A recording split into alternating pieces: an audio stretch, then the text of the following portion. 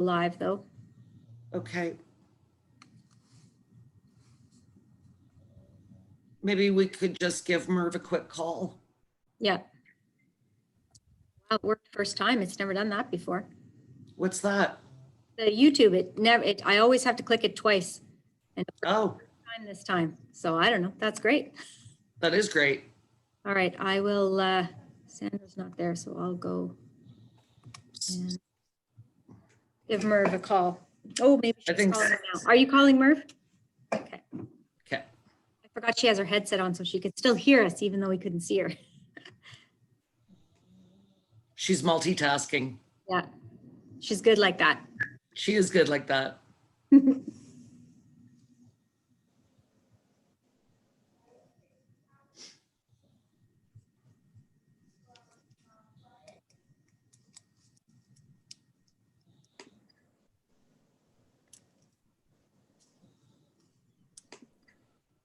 Oh, and Daryl's first and he's not on here. Oh, Daryl, but yeah. Jason's there, but we can't see him. Yeah, that's right. But he's 135, so.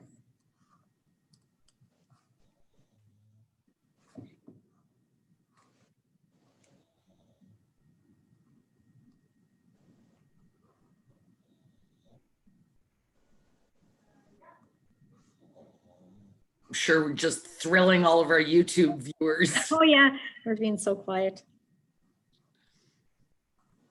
Did Brent and Tim want to do a cooking show while we're waiting for Merv? Apparently that was a hit.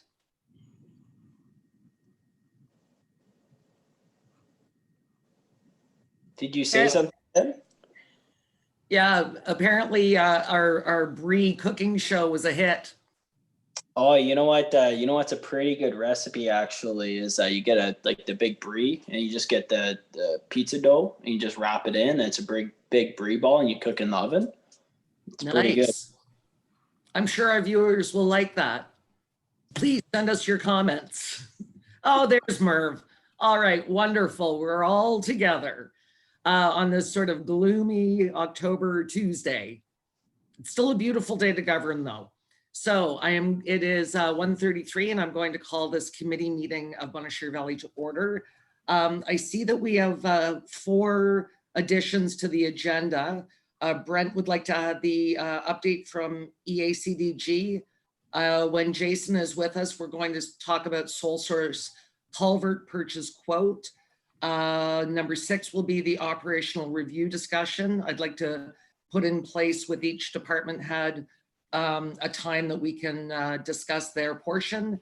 And of course, the letter from Minister Clark with regards to the phase 2 emergency funds, which we will be talking about again at our October 20th meeting.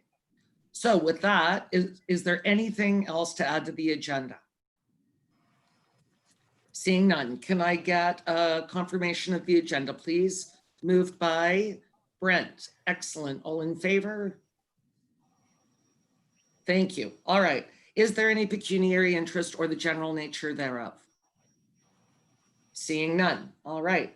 Can I get an approval of the minutes of our committee meeting from September 22nd, please? Moved by Merv. Any errors or omissions in those minutes? Seeing none. All in favor? All right, we have no delegations this afternoon, so Daryl is not on. Should we give him a minute or move ahead to Jason? What are you thinking, Annette? I did send Daryl a quick text there, but he's not getting back to me. So I would say if Jason's available, I know he's darked out right now, but maybe he's listening to us and oh, and he is. There is Jason. All right, so the Public Works report is on page 9 of your PDF package. If we could all go to page 9. And Jason, I will turn this over to you. Hello, everyone. Start off, the bridge construction has started, as everyone is aware. The scheduling right now, they are behind. Everything was going great until last week when they went to do the milling, and the rebar was too close to the surface. So now they have to chip everything out and sandblast the rebar off to make sure that it's, that the concrete's going to adhere to it. It was pre-painted, so that's one of the setbacks. Jason, do we have an idea of timeline? They didn't give me any more of a timeline that to speed things up. I don't know what their plans are, but we'll see what goes on. Yes, Tim. Go ahead.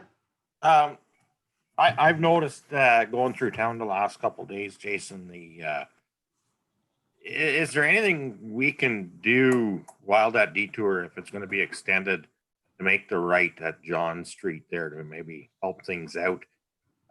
I don't know if there's any suggestions that we can come up with, but I know if you do have a truck making a right there, it's pretty tough. And I watched yesterday, I believe a lad with an excavator sit there for quite some time before he could safely navigate that. Is there any kind of suggestions on your end to maybe help with that? The only thing we could do, Tim, was maybe possibly get a set of lights, to keep everyone back behind John Street so the trucks can turn. But it would have to be a double set of lights, right? And I was thinking that. I don't know how much they cost or if it's something worth looking into, especially if it's going to go on for another month. It is an extreme tough turn, as we've seen. Someone didn't quite have the finesse to make it there on the weekend and hooked on those barriers on the one side. So, and especially now with the catch basin out, it's kind of a double whammy coming around there. So I seen them on other jobs in the past. Is there any wiggle room to maybe set something up so we can keep that going as smoothly as possible? Yeah, we can definitely get some pricing on it, Tim, just to, now that catch basin, it's repaired. We just wanted to leave it sit a little longer so the cement would cure a little bit before we got any more heavy traffic on it. I absolutely understand it, but it's possibly at the worst possible time to be, in that area, right? As everybody's diverted down John Street. So no, like I say, if that's something within our reach, that might help things along, just give us some quotes or whatever if you can, to see if it's feasible to help. Because I've been asked, why is the bridge out again? What's going on? Why is the bridge out again? And I keep saying, it's part of our upkeep, and it's one thing. Is there a good explanation that I can give people that ask me, why is the bridge out? What's the best thing for me to tell them? It's a maintenance issue. It's something that had to be addressed because of the way the deck was starting to deteriorate. And the sidewalks were a disaster. Yes. And I've emphasized too, when it comes to bridges, the structural integrity is always a little bit more important to keep on top of. And this is what I've been telling them. I hope I'm telling them the right thing, but I've seen bridges up in Latchford and stuff go down up on Highway 11 and stuff, and it's good to keep on top of a bridge more so than any other structure on the roadway, because nobody wants to fall through it. So Jason, perhaps if we can get a price on rental of a couple of lights. Yes. Certainly most contractors would have a source for that kind of thing. Yes. Yes, actually out 41, that's what they're using. So I'll just contact them to see where they pick them up. Perfect. That'll be a easy fix. Well, the only thing with that one, Jason, is it might be a little trickier because of the way the intersection works there with Water Street as well and John Street and all that. That might be a little bit more, I don't know, because you're going to have the traffic going, it's kind of a tricky situation there for sure. Yep. Yes, Brent. I was just going to say, I think either way, I think that turn, no matter if there's traffic there or not, like it's a nasty turn for the larger trucks to take. I've seen it multiple times now. But I guess like I know some of the larger vehicles, I've seen them go up and down some of the back streets in town and then go all the way up to Water Street down towards the water station and then come up that way and just hang a left onto John itself. So I think some are making detours, I guess, that aren't designated and stuff, but I'm not sure if the lights will be a solution or not because I think it's the right-hand turn, which is the main problem. So. Yeah, and it will help too if we can keep the cars coming up John back, that the trucks can make the turn. I actually had to back up in front of the Geo Trail entrance the other day when a transport came around the corner, like going towards the post office, and a whole bunch of us had to back up. There was just no way he was making that sharp turn on the bridge. So I think, I think people are being patient, but there again, construction season is always, you're always going to get people that say, well, why are you doing that? And I think the one thing that our residents should know is that we received a very, very hefty grant through the Connecting Link project to do this. And it couldn't have come at a better time. Just standing out there on Canada Day, Annette and I noted what the sidewalks really looked like when you're standing up close and personal, not just driving by them. Yes, Brent. I was just gonna say, maybe if the bridge is down or on some next opportunity, if we can maybe look at cutting some of those trees down that are right beside the bridge. Just like, when you're looking over towards, I guess, between the Home Hardware and the Creamery on that side of the bridge, there's just a couple of those trees just to give them a little trimming. Just something while the bridge is closed, at least. I'm not sure how. You mean just for the view? Pretty much, yeah. If we're gonna keep having fireworks and keep doing stuff off the bridge, then it might as well. I think it definitely add value to everyone that drives through the town. We definitely have a lot of people that drive through our area and utilize our bridges, and that's witnessed on the amount of traffic on Mill Street or the traffic at McCrea's Park. I was saying to Annette the other day how nice it would be to have glass railings so you could see right through them. Not, obviously, I don't want people going crazy. It was just, thinking it would be really pretty, but obviously not something within our budget. Okay. So the water levels on Lake Clear, oh, sorry, Murph. Oh, I was just going to say, on Jason's behalf, I don't know, it's going to be a real trick with traffic lights trying to keep the westbound John Street traffic back, and then you're into a three-way intersection there. I don't know how you would set that up with traffic lights. Well, we'll have to have a look at them, Irvin, just see if it will work. Yeah. I believe the ones on the 41, they're on a timer. And that's how they work, right? They just stay green so long and then they turn red and then you're on and off that way.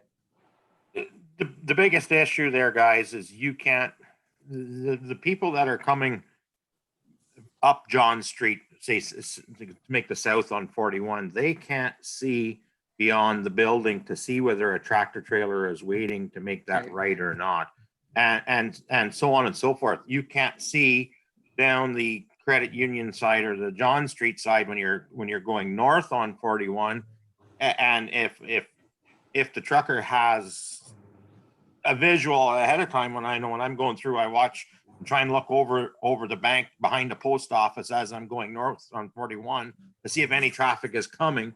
And if I don't see any in the length of time I get there, I'll start making my move already into the left oncoming traffic lane to start setting myself up for the corner. The problem is if somebody sneaks out of the Credit Union there, now you've got a bunch of people staring at one another, and that's where the stuff happens. But it's the only way to get around that corner. So go ahead, Jason. The only other problem I'm seeing is if we put the light up on 41 or Bridge Street, it's going to back up, and hopefully then it's going to be a problem. I can see that for sure. There's no easy solution to this one, just because of the way things are laid out. And Brent had a good point, making the left coming up if you went Water Street. The problem is getting down to Water Street across ain't so easy either with a tractor trailer. So, you know, you're kind of cutting off your nose to spite your face if you're going to go through all that to get around to come back and make that right again at Water Street. And it's a tough one down at the other end. So. Yes, go ahead. Nat, did you put something on the GPS that would reroute the trucks? Did you put anything? Put on the municipal 511 that the bridge is closed.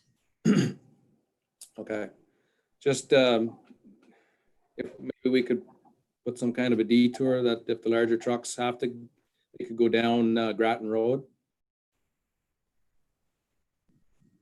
That would maybe cure some of it. Yeah, I can definitely put a notice on there.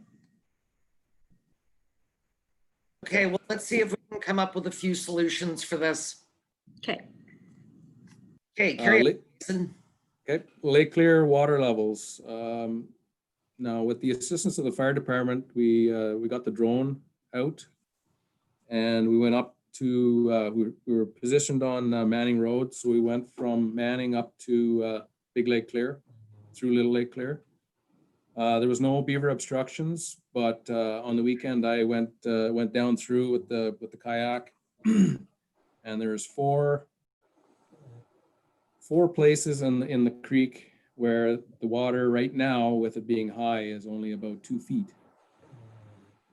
The distance of that area is about 200 meters long in just the areas that are very high.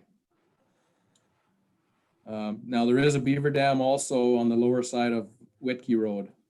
It's holding back quite a bit of water. It's about 4.5 feet high and about 60 feet long. So we're 60 feet long. At least 60, if not more. They're industrious little critters.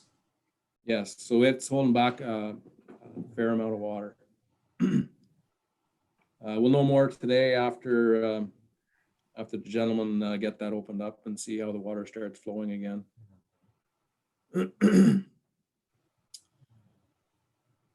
Yes, Jack.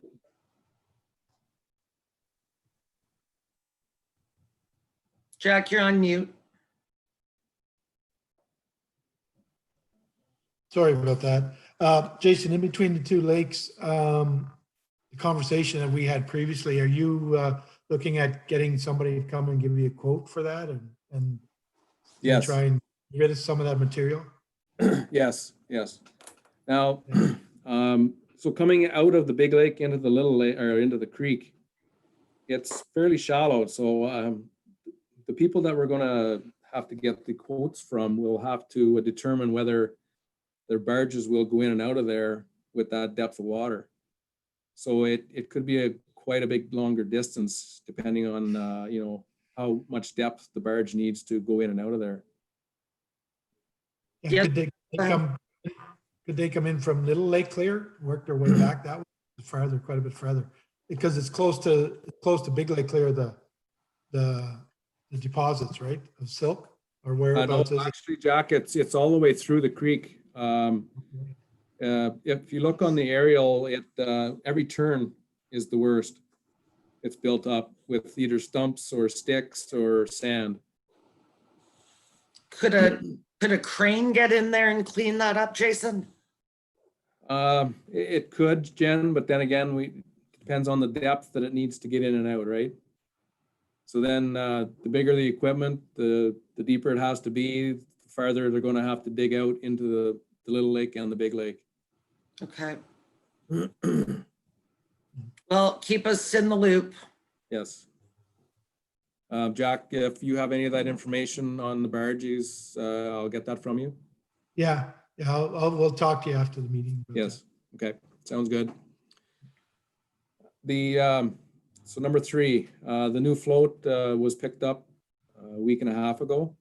So we have our new piece of equipment in service. There was number 4, there's been some warranty patches on the new section of McGrath Road that was done last year. We had the contractor come back in. There was a few areas that broke up. For what reason, we have no idea. That was all pulverized. New gravel put on, and there was a few areas that still broke down. Number 5, the New Holland tractor. It has been giving us some wiring issues. It's been down for about a month or a month and a half, on and off. It's down right now at the dealership, and hopefully by the end of the day, they'll know whether it's been fixed and ready to go again. Nothing like wiring gremlins. Yeah. And computer glitches. Well, Yeah. that's the problem. Every time the wiring issue happens, it blows the computer out of it, which is very costly, as we all know. Number 6, surplus equipment. The 08 Sterling tandem plow truck, the 2000 tag-along float, a 7.5-foot pickup plow and harness, and there's a tractor flail mower attachment that I feel this stuff should be put on surplus. Okay, any questions about surplusing equipment?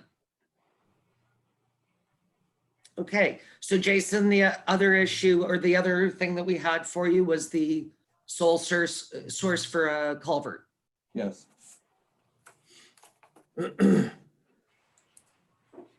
So we need some more culverts because of our busy summer. We've used up quite a few, and the infrastructure was getting bad. Generally, we would normally, price out from different companies, but this company that we're dealing with is really giving us a really good deal. And generally, different companies put a different spiral on each end that makes it difficult to use if you get a different brand. That's why I'd like to sole source these culverts. And Annette, does that fit into our procurement bylaw?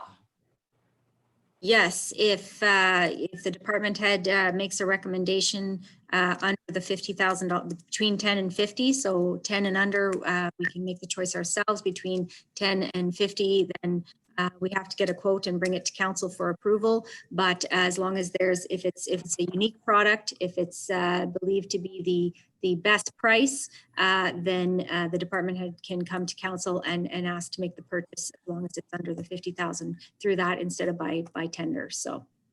Thank you. All right, does anybody have any questions for Jason about the culverts? Yes, Merv. I think you can also use the argument must be consistent with existing equipment. Must be consistent with other culverts if you want to put an attachment on it. Right. Right, Jason? Yes, yes. Yes. It only makes sense to use the same product if you're putting things together. Absolutely. Alrighty then. Is there anything further for Jason? Yes, Annette. I just want to make sure he's still here for sort of the committee's discussion, because we need some direction forward for that. There's a road request from Mr. Gendron for a big road to either, I guess he either wants to, whether he wants to lease it and build it up. He wants to build a house up there, but there's no road access. So there is a road allowance that crosses his property. So I just would like Jason to remain on the call while committee sort of discusses. That's sort of attached to the back of Jason's report. There was some maps and an email. So if he could. All right. Well, if Daryl's all right waiting for a minute, maybe we should just have this discussion now. Jason seems to have a lot of projects on the go for this afternoon with the Beaver Dams and figuring out lights, and you've got a lot of stuff on your plate. So maybe we just deal with this right now, Jason, if that's okay. Sure. All right.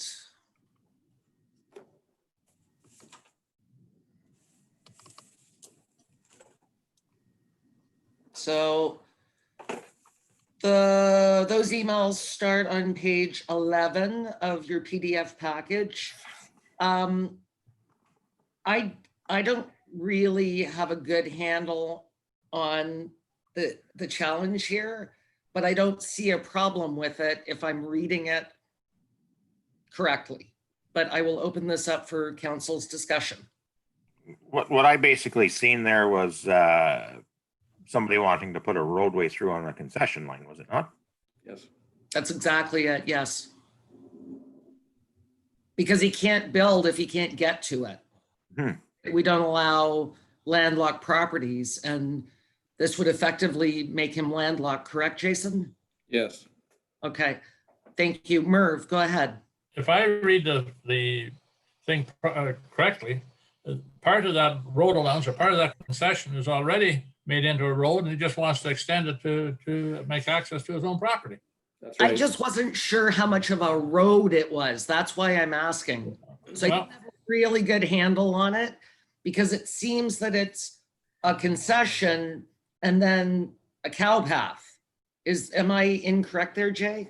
well, No, that's right, Jen. There's a house on the left at the intersection, Okay, which from the intersection to where the bush line is probably about 50 meters, somewhere there, maybe 60. And okay. then the bush line starts, and then the concession would go straight through from there. Gotcha. Thank you. Yes, Jack, go ahead. Jack, you're on mute. So what's the plan for this? Are we gonna make it a public road then, or is it gonna be one of our own road going to our infrastructure? Like, what is he requesting here? He's just requesting. That he was going to maintain it, that it was going to be his road. That's the way I read it. Am I? Is that- Yes. I read it that it's going to be a private road, although it's on a right It's of on a, private. it's on a We're road not going to allowance. build it or maintain it or look after it. Yeah, but if it's on a road allowance, I don't think we can just make it a private road, right? Unless he buys that. Does he own that road allowance right now? No.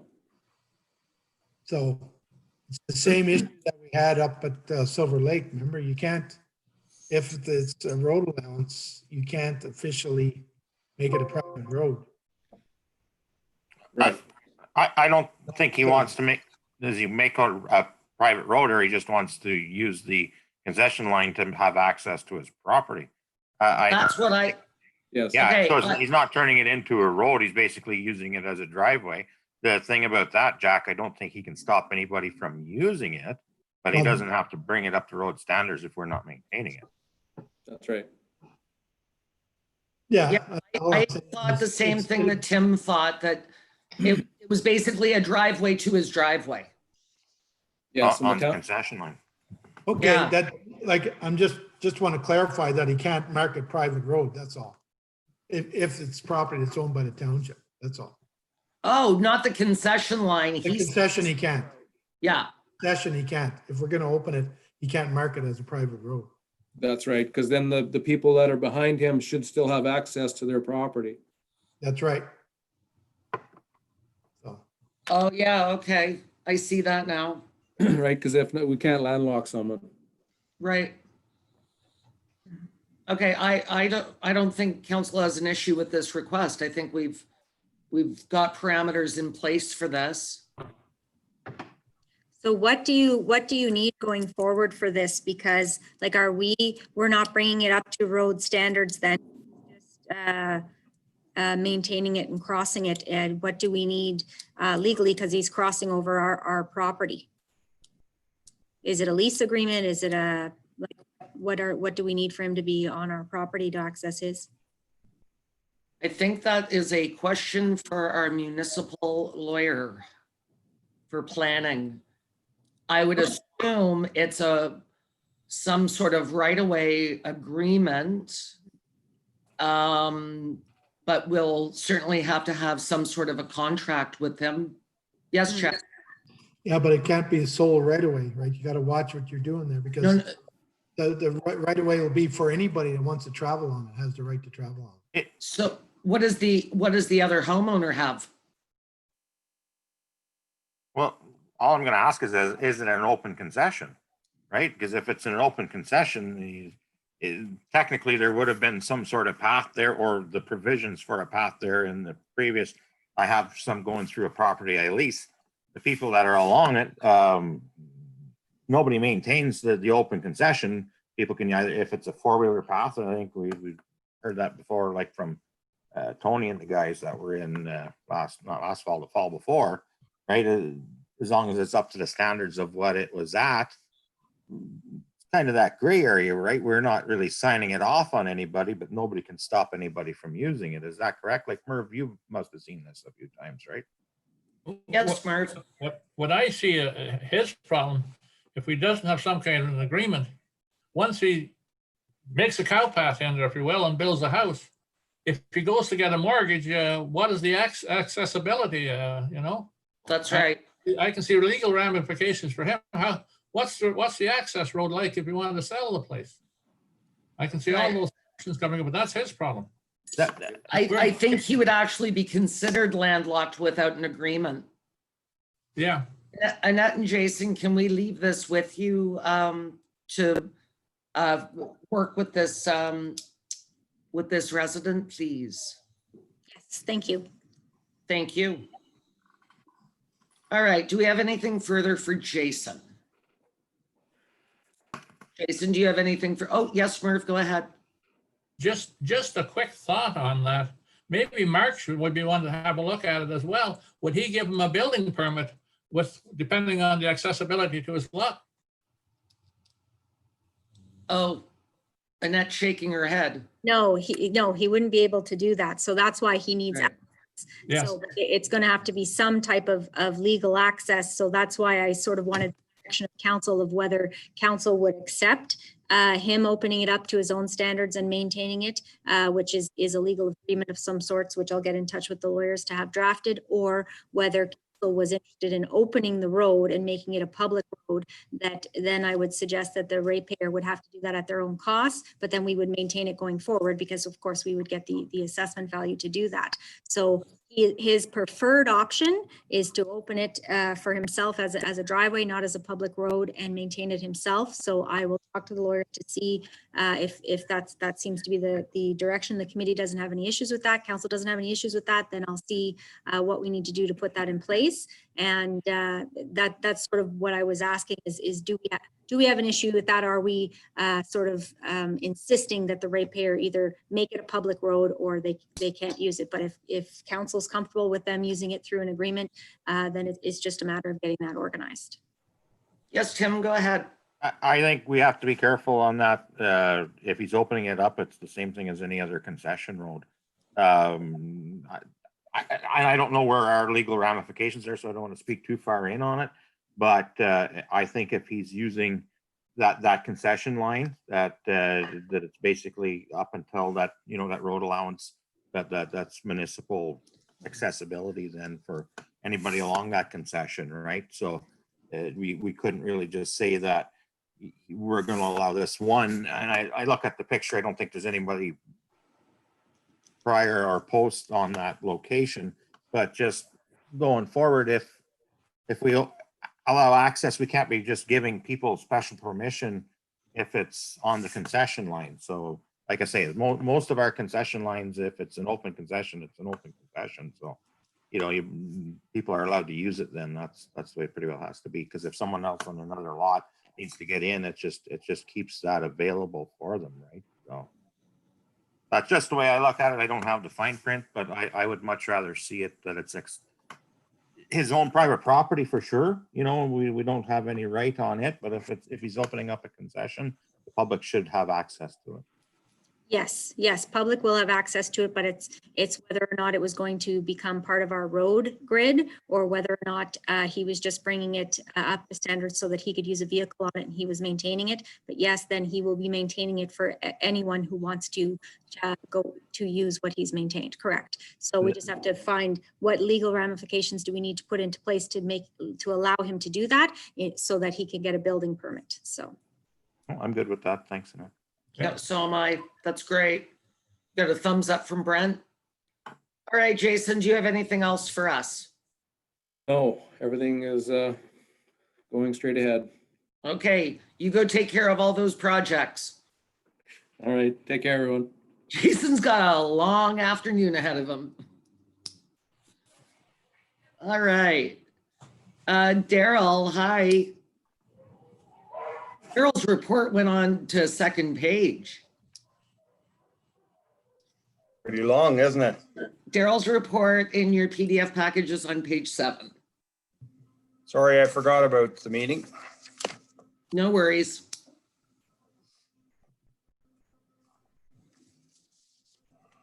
So you're just going to tell us everything is great. It is. It's going ahead. We're fixing and doing what we do. So nothing right out of the normal here. So we're doing lots of maintenance, and we had our flow meters done. So now this month we'll get the flow meters done at the sewage plant.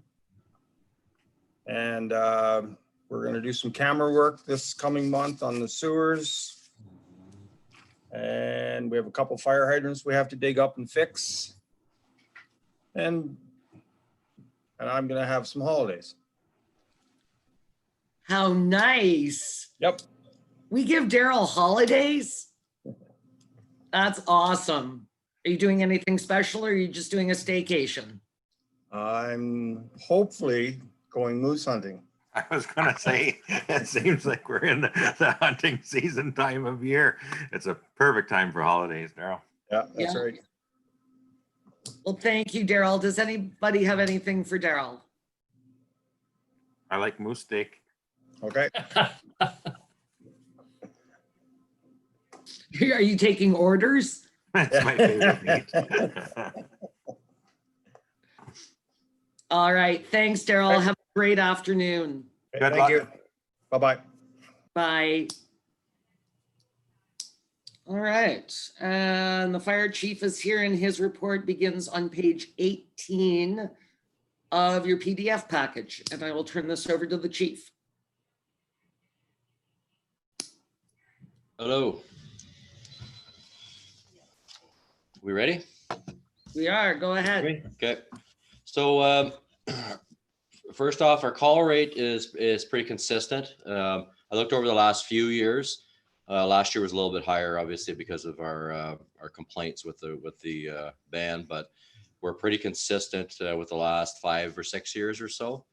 So there's really no area of concern there that there's something that's out of control or worse than it has been the last little while. So, which is good. We have a brand new recruit class that has started their training now. They're doing very well, working their way through the procedures and getting all of their paperwork done. Right now, we're having a problem with people getting medicals, obviously, and driver's abstracts and police records checks and whatnot, because everything is so slow.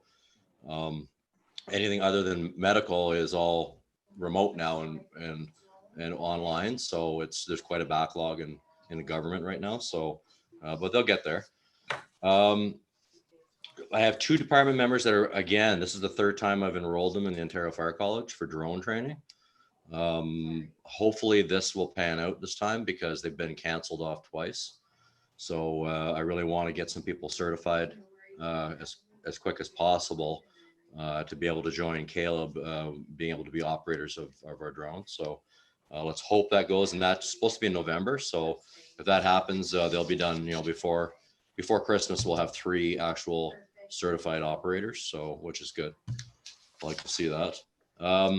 Like I said in our CEGC meeting, we're finally being able to get into buildings to be able to do inspections, which is really good to see. People are coming around to realizing that, I've had a hard time trying to, to approach businesses and approach different people that own buildings just because of how we are right now in the pandemic wise. But people are starting to now come around, and now with all the safety protocols in place, they're more and more comfortable letting us in. So, which is good. So a couple of things that I had at the very end. we had a teleconference with the fire marshal on September 10th. Now, a lot of his stuff is repetitive, especially being like PPE. They still want us to try and procure our own. They will supply it to us if we absolutely need it. But I think we're in a position now. I've been able to find it everywhere. I've been able to find gloves, been able to find masks. It's the high volume departments that I think they're trying to assist people that run on medical calls. So we're okay right now as far as our PPE in dealing with the public at incidents. So I'm not all that concerned about that. A big thing that I will talk that did come up in the conference, total evacuation fire drills. That's something that I'll talk about. That was a highlight, but I have some more paperwork about that I'll talk to you about. Now, they're still very cautious about the fire college actually being reopened. Now, the people that are taking the drone certification, they're actually going to OPG to do that. So Ontario Power Generation, I guess it's a combo thing with Hydro One. They have actual certified drone trainers. So it's facilitated by the fire college, but it's not put on by the fire college. So that's why we were able to at least get something that was steered by the fire college. They are a little reticent to open the college because the Ontario Police College had 4 positive cases of COVID in the last couple of months. So I believe they've had to either shut down part of the police college or modify their training as well. So everybody's still pretty nervous about getting together as a group and doing any kind of training and testing. The final thing from the teleconference was Fire Prevention Week. And obviously this year we're going to be doing it virtually, online through our social media and trying to reach out that way. And that's really the only way that the Fire Marshal's office has really pushed us to do it. We're not doing anything in person, obviously, with schools and whatnot. So our public information officer is putting it out on social media, and that's about all we can do this year. That's unfortunate, but the kids really like us going to the school, and unfortunately, we're going to have to skip this year. Now, the fire drills in schools is going to be a challenge for us. According to the the Opening Ontario Act or whatever it is, the Safe Open Act or whatever it is, Reopening Ontario Act, the fire code, all the building code, fire code, all the different legislation still remains intact. So they're mandated to still do 3 total evacuations in the fall and in the spring. So we've been given a directive to do it a little bit differently, doing it 1 class at a time, evacuating. So we're supposed to sound an alarm and then slowly evacuate and distance and the whole bit, 1 classroom at a time. I don't know how that's going to play out. It's going to take quite a while, especially for bigger schools. At least we have small schools. So I know big schools are going to have a bit of an issue with doing that. And their recommendation, they actually say it could take the whole day to do a fire drill, which will affect the entire school day 3 times now and then 3 times in the spring. So they're insisting that the fire drills still be done, and which I get. A lot of new students to schools might not, have that experience in that particular school, knowing what the alarm sounds like and knowing where to go. So they've maintained that we're responsible for ensuring that that's enforced. So I've given the schools in our municipality a month just to get settled and see if anything happened.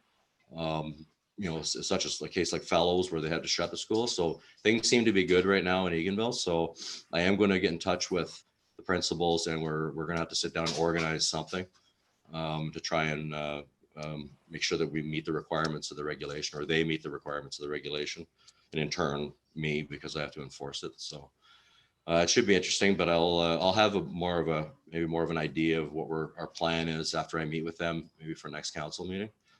But it looks like from the information I'm getting from the teleconferences and all the directives and communiques coming out, that they want to move forward with everything in the fire code. For me, it's just a matter of finding a way to do it. And that's the challenge, and challenging, for a lot of part-time departments that have part-time employees. The full-time staff can generally find a way to get stuff done during the day, but it's kind of tough for smaller departments. So, but anyway, that's my report for this month. I don't know if anybody has any questions or. I will open it up to council. Any questions for the chief? Yes, Merv. Just a curiosity question. Where are they going to be teaching this drone training? It is Port Credit. Okay. Yeah. Yeah. So the students will have to stay down there. I think it's a 2-day course. They'll have to stay down there, and it's at an OPG facility in Port Credit. Okay. So, yeah. All right. And of course, please thank Caleb and your crew for helping out the roads department with Yep. our Worked little, out well.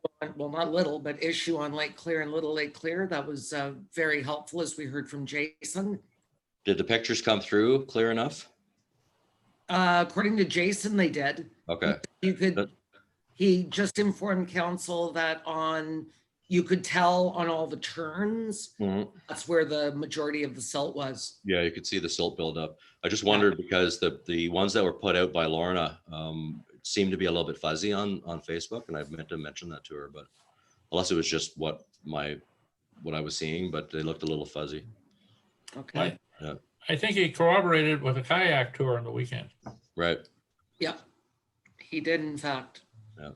All right, well, if there's nothing else for the chief, thanks very much. Thank you. Take care.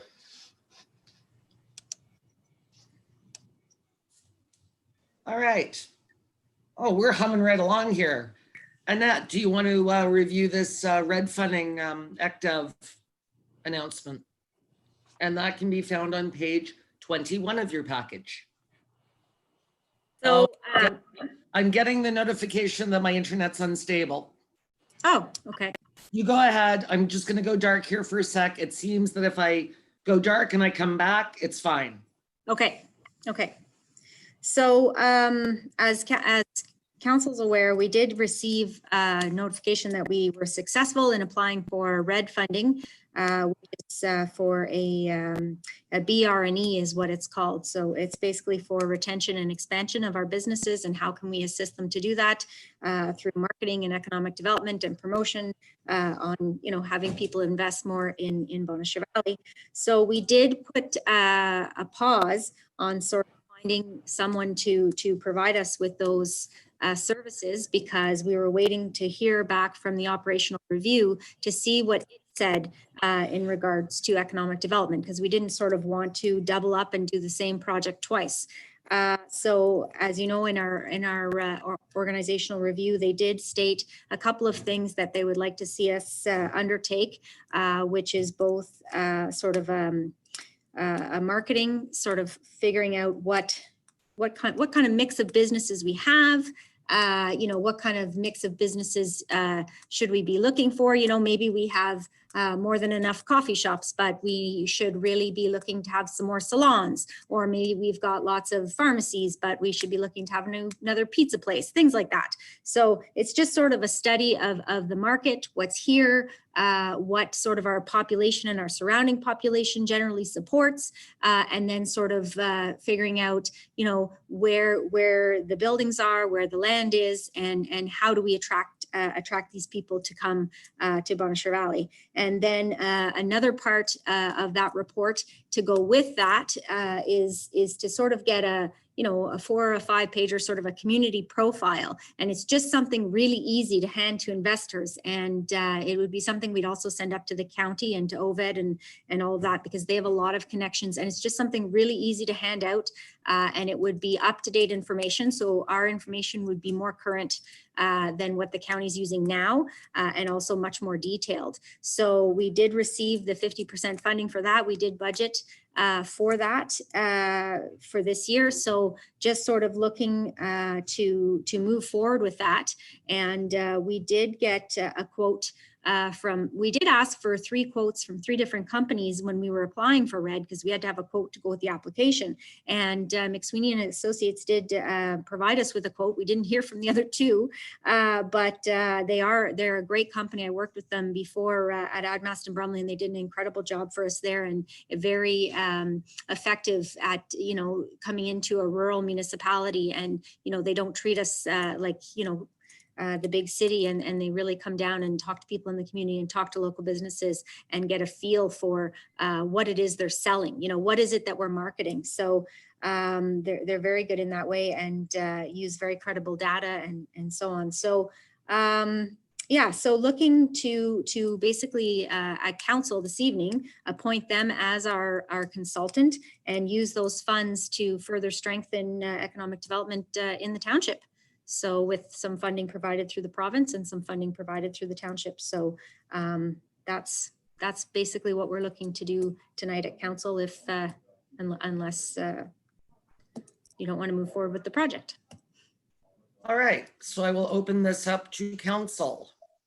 You've all read the report. Any questions for Annette? Once again, this is a grant, and we did budget for this particular project. And of course, it's one of the recommendations in the Wayfinders report, so it all ties together. Yes, Brent. No, I was just gonna say, like at budget time, obviously I was like more opposed to it just on the initial steps that we're gonna do for like the actual like analysis. But I think it's especially the approach that us as a township are gonna take towards it, which is we're gonna have more of the available documentation and analysis we can give to actual investment. Really, especially specifically online, we can give to the county. I think on getting more, say, tractable businesses, more employers back to the area, I think definitely is a better approach than I think that existed, like what we're originally going to do. And I think I think this will definitely be a benefit for a community. And I have asked other people that do invest and are going to invest in our area, and they think it'd definitely be beneficial, because it's the more information a community like ours has for the entire township is definitely great, because there is a lot of spots and a lot of people want to move to our area, want to invest in our area. A lot of businesses are realizing that, especially if our internet gets up to par, which we hope it does in our lifetime, then I think definitely we can attract a lot of businesses. But I definitely think when we're going through like the stakeholders in our community, I think especially recommendations from councillors and the mayor, and I think everyone is very important, so we make sure we talk to employers in the area and investors as well. Well, and to sort of supplement what Brent just said, we're seeing this real estate boom with more young families, and just in discussion with people around the township that we have 2 great schools, we've got churches, we have an arena, we have a library, we have assets that are really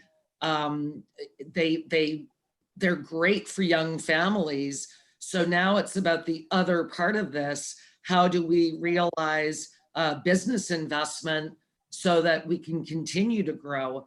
But our real estate market, I've never seen anything like this. It's quite phenomenal. So as Brent just said, I think that we are a desirable place to go. And I think that with the help of this firm, we will be able to realize some of that business investment. All right, anything further from council on red? Seeing none. All right, we will move on to correspondence. Does anybody have anything on correspondence? I want to direct your attention to item B5, which is a communique from the Ministry of Municipal Affairs and Housing on parkland dedication, development charges, and the Community Benefits Charges Authority. I just want to take a minute here. At AMO, my question to Minister Clark was about the local share, which was the 1% on the HST that would stay in that particular community. And the response I got was that this government doesn't like revenue tools. I will caution all of us that in this communique, it talks about a 4% development charge. This means that the province is giving municipalities the ability to charge 4% on development. And when we're talking about infrastructure, they are going to say, by the way, we gave you this tool for your infrastructure needs. So I'm not saying it's going to happen tomorrow, not even maybe in the next year, but it is, it's not of concern, but it is something that we need to keep our eye on, and eventually may have to make a decision about development charges. I believe there are maybe 3 or 4 municipalities in the county of Renfrew that charges them. Perhaps Annette knows better than I do, but just something to keep our eye on, guys, because this is a tool that they're giving us to bridge the infrastructure gap. Yes, Brent? Well, and I would definitely say if like be it a 0 to 4% increase in development charges or anything, I definitely would say you would see Bonnechere Valley really simmer down in the real estate market, and you wouldn't see development. So I would say people move to our area just because we're feasible to develop in, you're feasible to renovate in, you aren't going to get taxed to death. So I definitely would say 0 to 4. You can look at the polls for increases in our township from the operational review. People don't want to see any increases pretty much, or anything that makes sense. So that's my opinion, but we definitely have a boom in our area, and I think it's going to continue for years. And I think that's if we keep growing the town, I think the 0 to 4% can be nullified. So I'm sure between Merv and Jack, their tenure on council, and myself, this is something that we've been asked about probably every couple of years. You know, my colleagues at the county will talk about development charges, and I agree that I think that it could be a game changer depending on the size of development to be charging this 4%. So I don't want to cause a panic. I just think this is something that we need to be very cognizant of just going forward. And was there anything else on?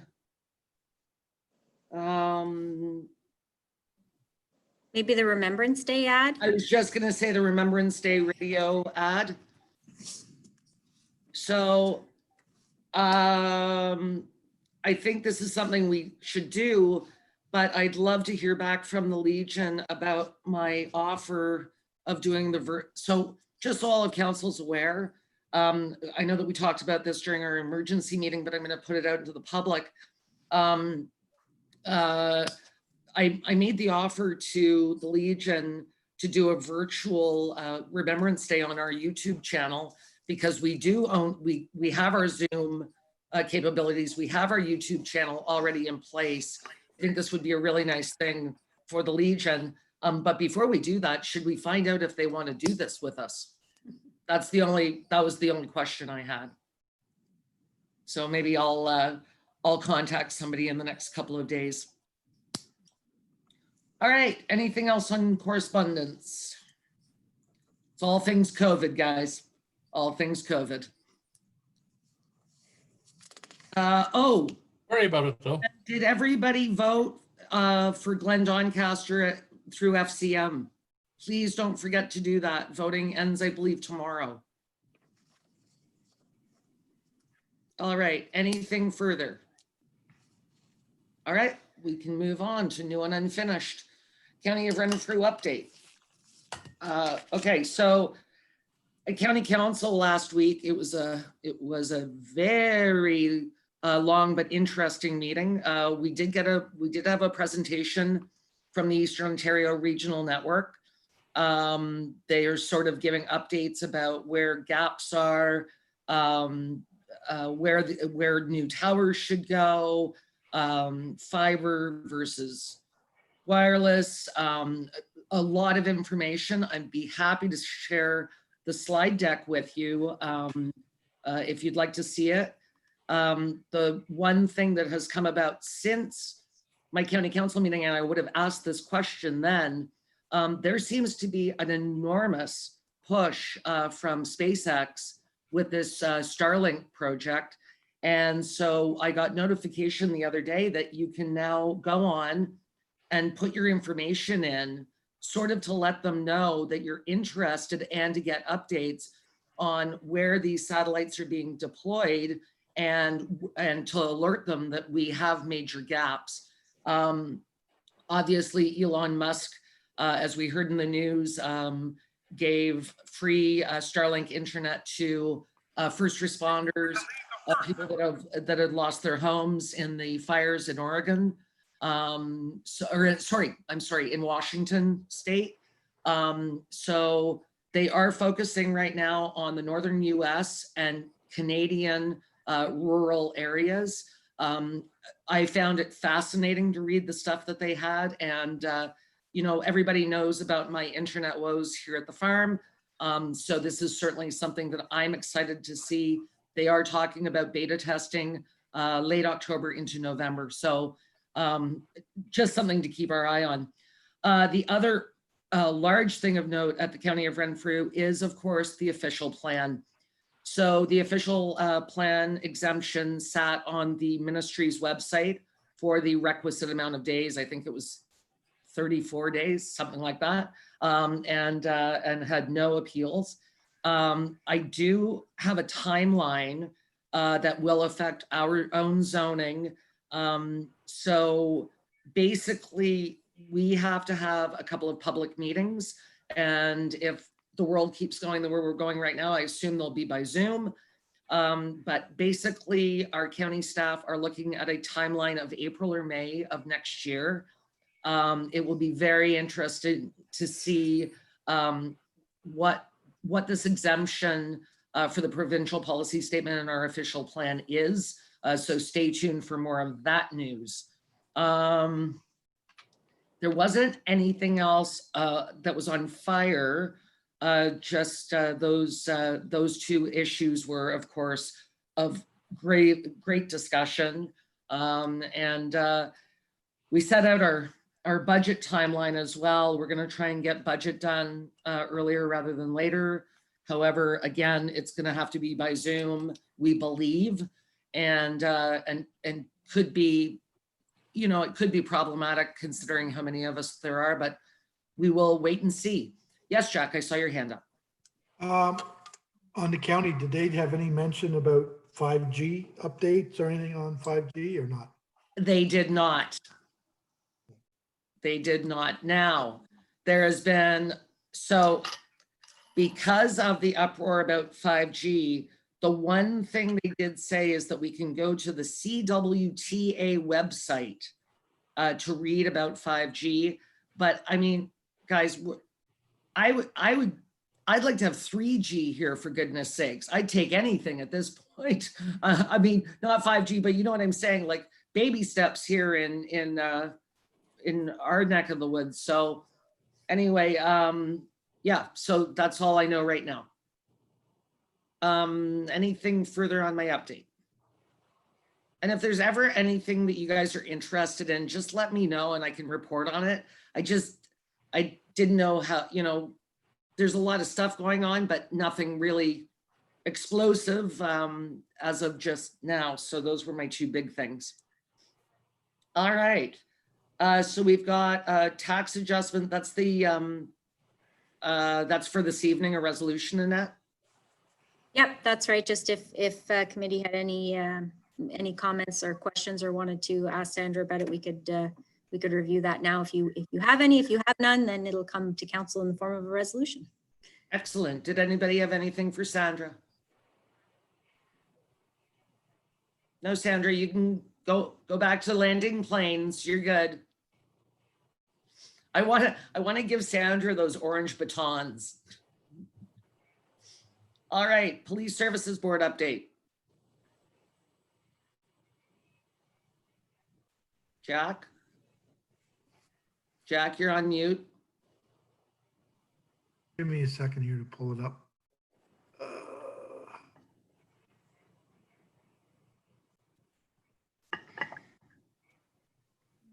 Okay, this report we got, because we were in Zoom meeting, we got it after the fact. There was a lot of talk and discussion on it because of the COVID. Some crimes have spiked up, but we're not surprised with assaults and domestics. But overall, the township or the Killaloe detachment is doing, they're quite happy with the way things have evolved, considering we're in the middle of COVID and everybody's on top of each other. You know, it's just the times we're in. When you're in each other's face and in each other's space, you're going to have things that accelerate or that, you know, that get out of hand. And that's what we're sort of dealing with. And that's what we're seeing by the report. You can see by the assaults and stuff. So any questions on that or? I know, just a comment. It does not surprise me that, you know, domestic assaults, neighbor on neighbor, anger issues. I'm sure that our OPP are doing the best that they can, but it's a difficult time when, of course, certain things have gone sideways on us. Yeah, it's just, it's the nature of the beast. It's what we're in, right? There's really not much we can do with it. It is what it is. Where people have to try to be more tolerant, but there's only so much tolerance people have, and either they can't get out or they're in financial problems and situations because they can't get out and get to work, and you know. But I think all in all, it's to be expected what we're seeing. So it's nothing. And once people are able to get back and return to normal, hopefully a lot of this stuff will you know, return back to normal values. It won't be spiked so high. The other issues we talked about a bit about was the speeding and stuff. We discussed that at length on about where we're setting up how people are speeding on roads. And one of the things that did come up, and I forgot to ask Jason, I sent him a text on it, is what we should try to do is when we put out our speed sign to get more consistent on people driving at normal speeds is if possible, turn the display off. Because a lot of people try to accelerate, see how fast they can get it on the display.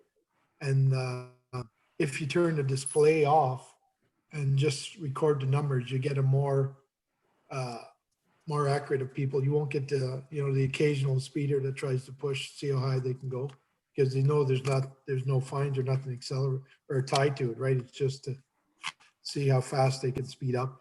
So that's the speed sign on Let Cemetery Road was brought up, and a lot of people use that as a speed gun, right? Instead of, it really doesn't deter people from speeding, you know, see how high you can get the red numbers up. So But the other challenge is that when I see that sign, it slows me down when I realize how fast I'm going. So in a way, are we getting accurate numbers if the majority of people are like me and think, holy Hannah, I'm in a 50, but I'm doing 70. I mean, I've had that happen when it was across from the Shell station. well, that's why I think we should, if possible, we should turn it off. Yeah. Display Yeah, off. go ahead. Well, you're going to have some on both sides of the fence, and I don't know if it's going to make any difference because, Jennifer, you're right, because when you see the red flashing light, automatically people hit the brakes, and you're going to have some young lads thinking they can set the high score.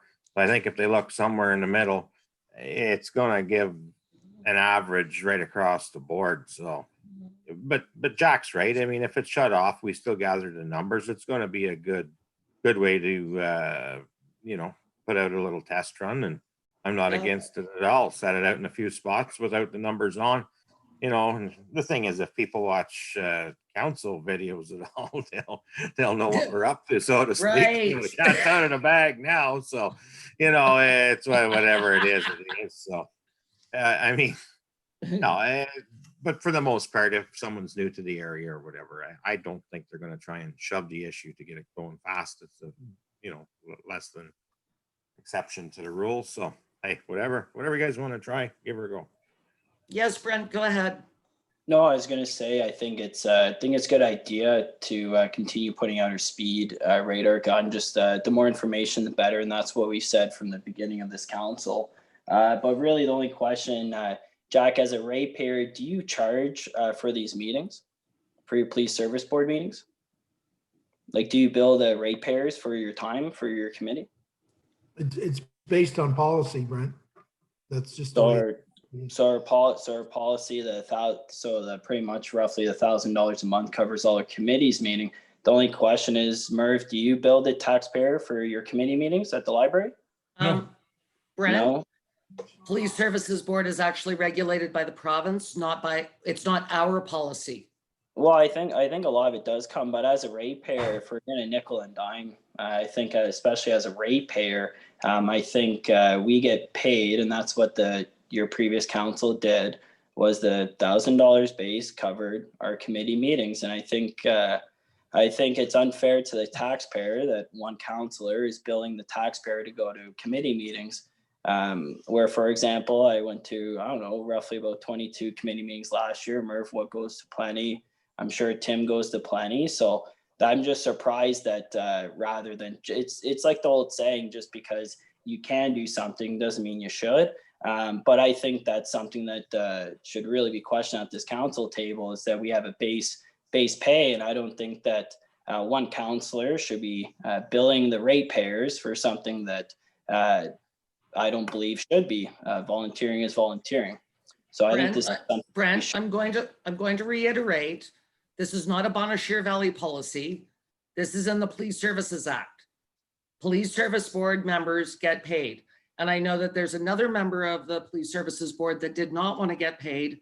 And our suggestion was, we'll pay you and you can donate it to whomever you want, or donate it back to the township. But under the Police Services Act, it's provincial policy.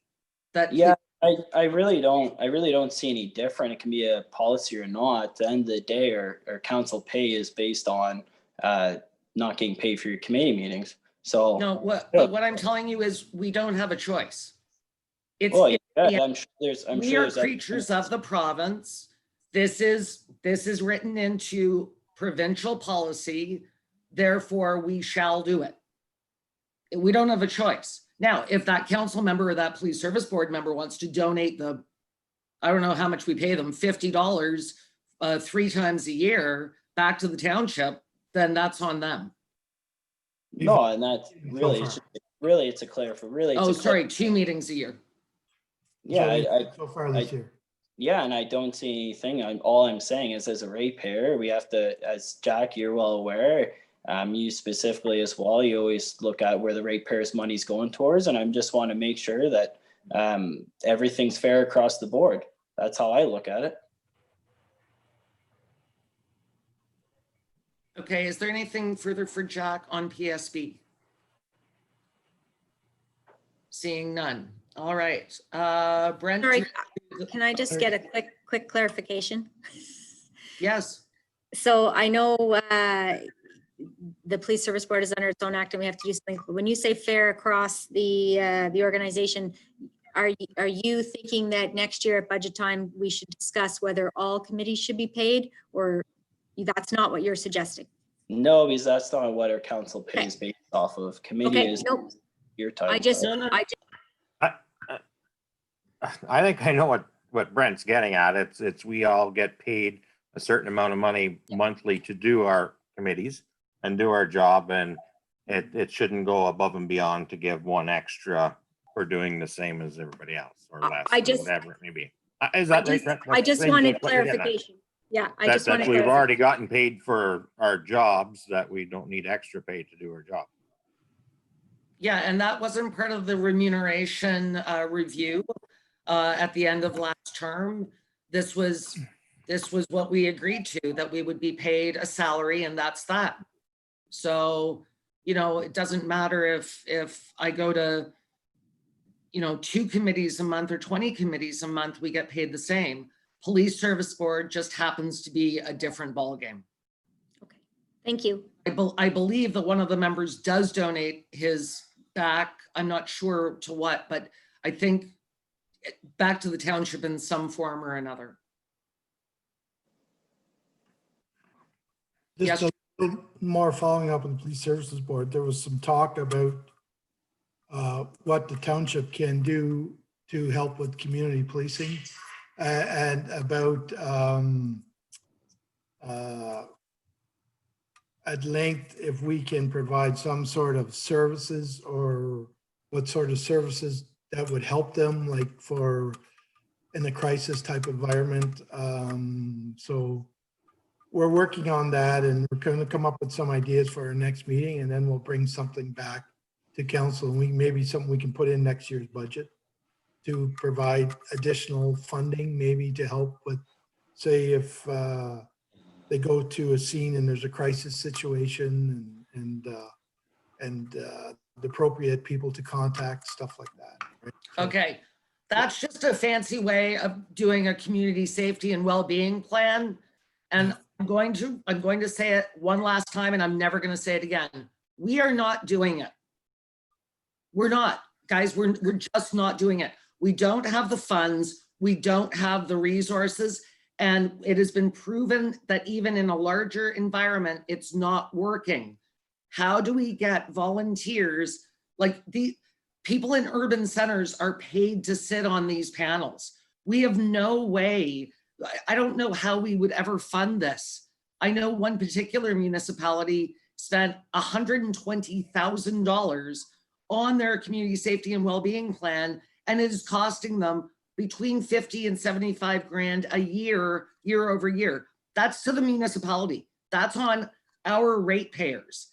So until the province wants to do it themselves, and the original plan was that the OPP were going to do them, you know, they can take back this project. I know that in a crisis situation, our people know who to contact. If they have to contact the Red Cross, if they have to contact the OPP, if they have to contact Vickers, they have all those numbers on speed dial. Thus far, I have never seen an emergency in Bonnechere Valley that the person in charge of the scene didn't know who to contact. So I am so opposed to this plan. I am not opposed. I'm sorry. I'm not opposed to the idea. I'm opposed to us being the authors of it and to have our ratepayers pay for it year over year. We could be talking about 2% on our levy to pay people to sit at a table from each of the different entities. I don't know. I don't see how we do that. And when you tell me 5 years ago that this is going to be a provincial initiative through the OPP and through the Solicitor General's office, and now you're saying, no, municipalities have to do it. I don't buy into that. It's so unfair. Like, we know that we have some people in crisis, and we have people in our contacts, we know who to call. So that's just what I'm saying. Okay, I'll take that back to when we meet. The staff sergeant knows how I feel about it. If that's the general consensus of council. Well, I'll open it up, but I don't know how we fund this. So if you guys can find me a way to pay for it, I don't know. Yes, Merv, go ahead. Yeah, so my reaction again is about the same as yours, Jen. I go back to think of the words of an old manager that I once had, and his favorite statement was, who the hell's going to pay for this? Yeah, I think it's a provincial thing. It's not a municipal thing. agreed. Thoughts from Tim or Brent? No, I agree with you. Thank you, Brent. Thanks, Tim. Oh, I got a thumbs up. Yeah, no, I'm sorry to go on a rant, guys, but I find this. That's my job. That's right. I took your job from you, Tim. Yeah, that's my Yeah. job. Yeah. For sure. All right. Sorry, There's sorry nothing about your- further on. I like how Jack tried to slip that past us, by the way, without using the term community safety and well-being plan. Well, I know the way you feel about it, so I just wanted to see, take a different, Yeah. but What's the, fine. That's, I have my answer, so I know what to take back to the Police Services Board. well, and if the province wants to give us money to do it and pay for it every single year, then I'll sit at the table, but not the way this is being done. So unfair to ratepayers of small municipalities, especially knowing that we have very few of these huge emergencies. We're not like the city of Toronto or the city of Ottawa. Anyway, all right, moving on. Brent, you want to update us about EACDG? Yep, McRae's Park has their new signage in place and it looks great. Pretty much, I think moving forward for that park would probably be nice. And I sent email in as well to Net, just on, we'll really want to look at Mill Street down the road, just on the brushing of it and everything like that. And same as John Street, just because you have a lot more people going to McRae's. Secondly, the utility dock, they're looking at accessible location for a dock along Water Street. Their focus is right now is on the clump of trees right before the fireworks peninsula and after the old mill. And then pretty much as of today, I'll be resigning as the liaison between council and the EACDG. Pretty much they're under new leadership, and I believe it is the most opportune time for a new liaison to be established between council and the group. In summary, I'll be focusing my efforts in volunteerism towards other initiatives in the community that are on. So I am going to continue fundraising community. I have several projects I'm working towards outside of the group. And pretty much, I think I would welcome council reviewing our committees at large on another date. I think we're coming up to that 2-year mark. I think it'd be important for us to have that discussion. I know there's other committees that I would enjoy to sit on. But obviously, but I will be resigning as of today. So I would welcome another councillor or mayor to step in and sit on it. So thank you. Thanks, Brent. So I will sit on it for now. I was going to poll council. December begins a new sort of 2-year term, for lack of a better term. Tim will be the deputy mayor, and the following year, Brent will be the deputy mayor. I was going to ask each councillor if you could just let me know maybe your first, second, and third choice of committees to sit on, or maybe just first and second. If you could send those to me by email. And I was also going, so at the beginning of this COVID Zoom experience, I took over chairing these meetings because we weren't used to them. And I think what I'd like to do, since I'd never chaired committee before this emergency, are Tim and Brent okay with taking committee chairing back over because now we're used to Zoom, right? We know how it works. You guys are more comfortable. I'm more comfortable. I don't feel the need to chair every meeting. And I'd really like, I feel so bad. Jack and Merv got, a year and 3 months and then boom. But if you guys are comfortable, then I think I'd like to do a cabinet shuffle in December and also start off the next 2 years with some new ways of doing business. So yes, Tim, go ahead. Absolutely. I look forward to it, Jen, because who knows how long we'll have to be doing the Zoom meetings, right? So it's one of those things I'd love to have the opportunity to do so, and I'm sure Brent would as well. And with these uncertain times in the next little bit and not knowing when we can resume back to our normal council meetings in the chambers, I'd appreciate being able to do so. Thank you. Well, and I feel really bad that Merv and Jack kind of lost out in the last 8 months.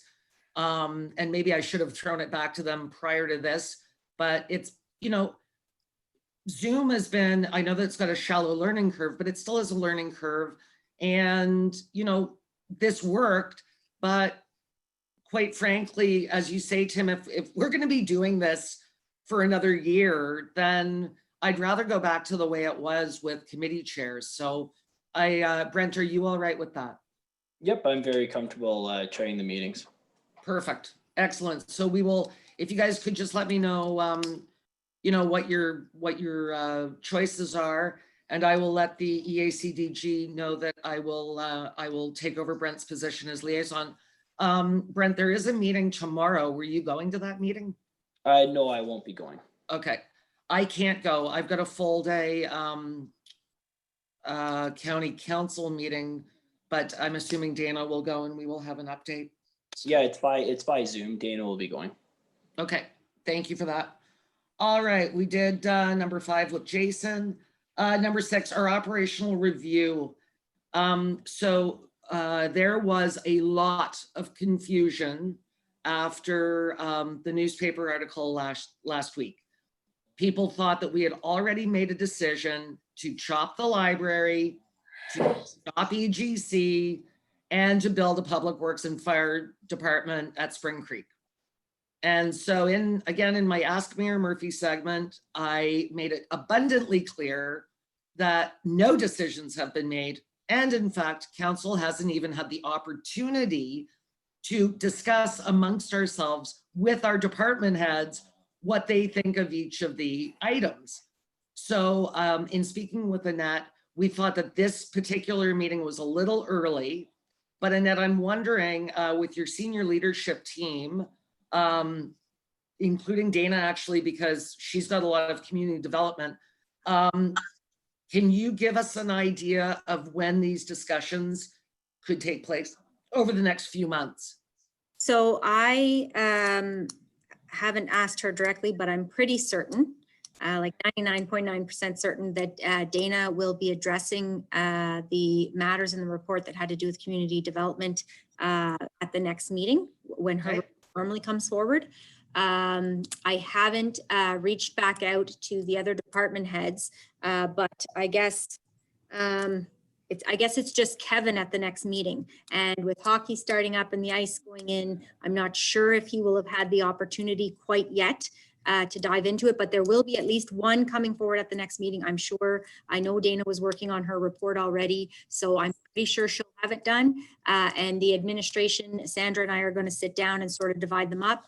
I don't think we will be ready for the next meeting, but definitely for the November meeting, we will have some stuff ready.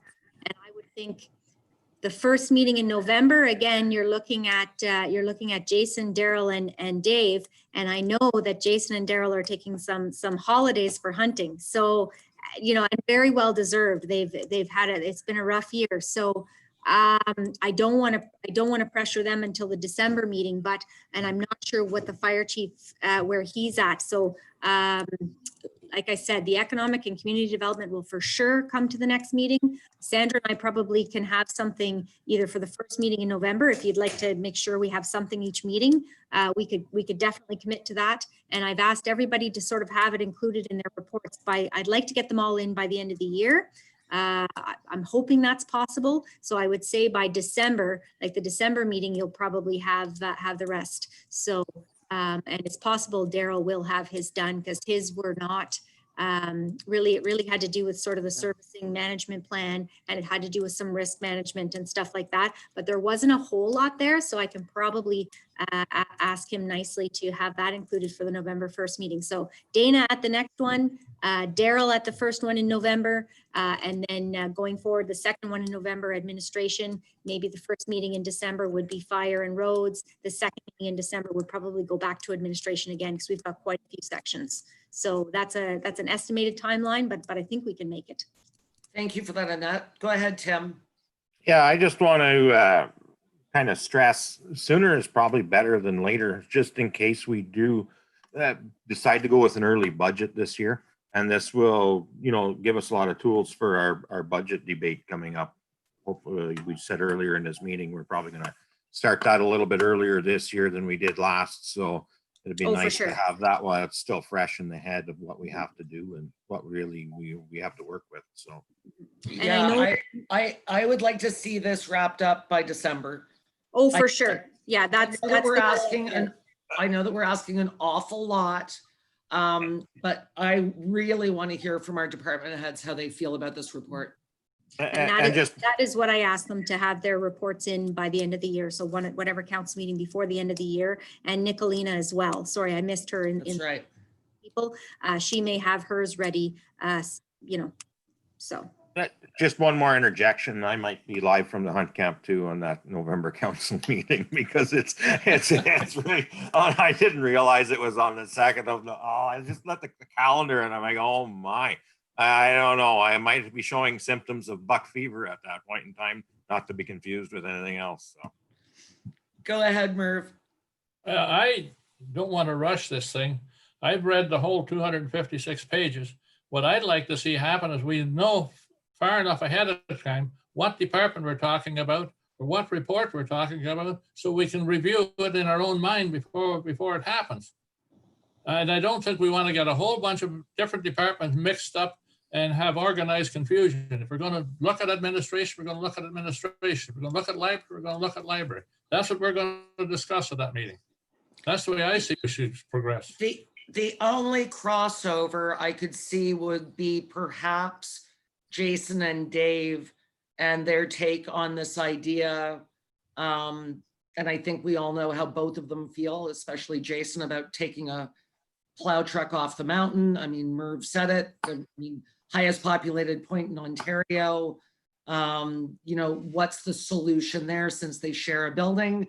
Other than that, I agree with you wholeheartedly, Merv. I think that they have to be sectioned off so that residents that watch this or are reporting, media reporting on it, that they're in capsules. Not that I want our team to work in silos, but in this case, I think it's got to be department by department.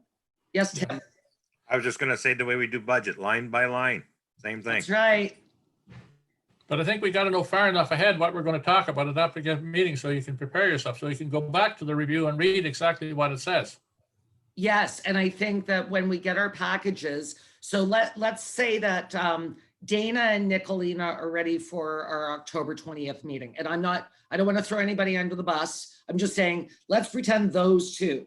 So in our package, Annette and Sandra can say, yes, we're going to review economic development, community development, and the library, which gives us the opportunity to review those sections and formulate our own opinions, make some notes so that we're prepared. And I'm not saying that we have to make decisions on the fly, guys. They did tell us some of these things are very easy to implement. Some of them are more long-term. Some of them cost a lot of money. Some of them don't. So I think that we've got some opportunities here to really dig in. And I mean, the report was so well done. It's a shame that people were misunderstanding. And I think people that didn't watch us on YouTube, I get the feeling from a lot of them that they thought that we had discussion and had already made some decisions, but we weren't very transparent about this particular report. So I think, yes, going through, I think that we can certainly quell some of the ideas that were traveling around our township last week. Yes, Brent, go ahead. No, I was going to say, and as stated, some decisions will be a lot simpler than others, and it's just we're going to have a lot of wholesome discussions. But no, I think the approach that we're taking is the best approach. But no, I think the earlier we start discussing it, going through it is definitely the better. Just especially if it's going to impact the budget for next year or even the year after, right? So. Yeah, I mean, some of these things you could be looking into the next term of council. I mean, there are some real long-term goals. And knowing, one of the recommendations, and I don't want to take us offside here, but one of the recommendations was about our zoning bylaw. Well, now we know that we're looking into next spring, summer, that timeline after the official plan is ratified.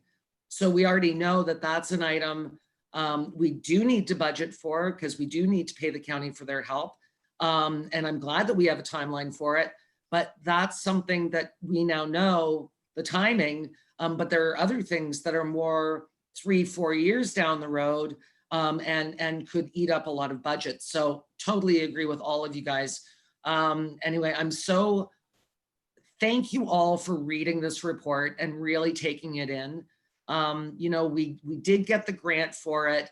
They did such an excellent job of it. And I'm glad that it was such a, for the most part, a very positive report card for us as council and staff. And, you know, again, thank you to our stakeholders that took time out of their day to be part of this process. I think it really shows in this report that people really, they were interested in being a part of it. So I think that's fantastic. Yes, Brent, go ahead. I was just going to say, and then it's on the same topic, but because you're bringing the council like a reserve policy at some point, and that would probably go consistent with parts of the operational review. And so I think the timing of that might be a very good opportunity as well. So I just because we had mentioned at the last meeting. So. And that reserve policy is something I've wanted to do for 10 years. So every time we have reserves, we get these amazing grants, and then we spend our reserves. It's been, you know, it's a good problem to have, I think. But I also like the stuff about our debt servicing. You know, there were a lot of very good notes for us in there for things that we need to keep our eye on. So yeah, kudos. All right, anything else on the operational review? Yes, Annette. The only thing I would say is I think there is a reserve policy that sort of was established by council in 2019, but you know, with COVID and everything, you know, it's sort of, we have to look at it. And I don't know if the policy itself was sort of looked at, that is for sure what we need to fund going forward. So I'd like to review it, but you know, we have something, it just, it might be in the baby stages. And I mean, maybe that's what we stick with for now, I don't know, but yeah, for sure. I will, Sandra and I plan to sit down, and we'll go through them, and this will just keep coming forward between now and the end of the year. And yeah, it'll make for an interesting budget discussion, I'm sure, next year and the following year too. Yes, absolutely. Well, and again, the plan is to do, obviously, we're going to do budget earlier than we did it this year. Thank you, COVID. I will ask, was everybody okay with the way, I know that you guys were all on Zoom and I was in the office. Were you guys all right with the way we did it, just in case we're still in this? Can I get a thumbs up, thumbs down? Yes, Murph? I can't think of a better way to do it, seeing we're on Zoom. Well, if this is the way we are in January and February. We have to do it that way. Yeah, all right, good enough. All right, and number 7, again, great message from Minister Clark regarding the phase 2 of the emergency funds. Annette is going to bring us a report on October 20th of what she is going to apply for. We have in fact gone over the amount that we received in phase 1. So I think this is great news, and they've given us more time than they normally do to come up with our needs in each municipality. So Annette, did you have anything further on that? The only thing I would add, and I don't know if Sandra has anything else to add, but she took there was a couple of webinars going on, and she's already taken it, but I'm not taking my webinar until I think Thursday this week. So I'll see what it says, but the threshold for actually being eligible for this fund sounded like it might be fairly high. So it might not be as positive a report as I'd hoped, but I'll wait till Thursday after I see it, and I'll get a report back to council, and you know, we'll make it work, because I know that, you know, the 149,000 that we got is definitely going to assist us and likely keep us out of a deficit, which is great. But you know, whether we should be able to apply for more because we are out more. We for sure are out more. It's just whether or not they will allow us to meet the eligibility criteria so that we are able to get more funding. So it's too bad they didn't just in phase 2 sort of look at it the same way they did phase 1 and kind of, you know, give everybody a little bit, because it looks like the threshold is high. So it looks like those of us who were really planned well and worked hard to you know, provide a good and a responsible budget, and we didn't go all crazy on spending funds, are going to be the ones who are probably challenged to meet the eligibility requirements, whereas the ones who kind of said, well, it doesn't matter, it's COVID, let's just do whatever we want to do, and weren't thinking, you know, maybe in the most financially responsible manner, are going to be the ones that it appears may benefit. So I'll have more to report on that next time, but that was sort of my feeling from Sandra. Did I kind of touch on that okay? Or all right. Yeah. Annette, Welcome to the life of a small business. yeah. It's true, and that it almost seems the way it's staged, the more, you know, thrifty and more right business decisions you made in the last little while, the easier it is to be punished. So anyway, that's my tiny rant for the day. You mean as a fellow business owner that didn't qualify for anything? Oh, hey, Yep. here I am. Yeah. There you are. Yeah. Yeah. Yeah, we're all in this together. We're all in this together, We're boys. all in this together. Annette, would you like my latest $725 Rogers bill to add to your cause? Yeah, so Sandra and I, after I view it on Thursday, I will have a report forward for council, but further to that, I will definitely sit down, put our heads together and see what we can make work, because we definitely are, you know, out because of COVID. And so I think we do deserve more. It's just whether or not the province agrees with us. So we'll see. Do council pajama bottoms count?